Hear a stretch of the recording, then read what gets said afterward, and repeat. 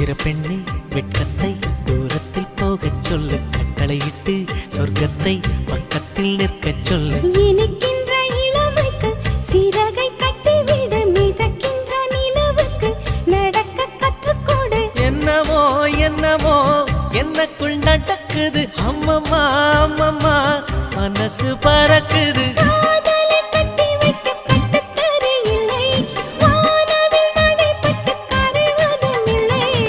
வானத்து நிலவெடுத்து வாசலில் வைக்கட்டுமா?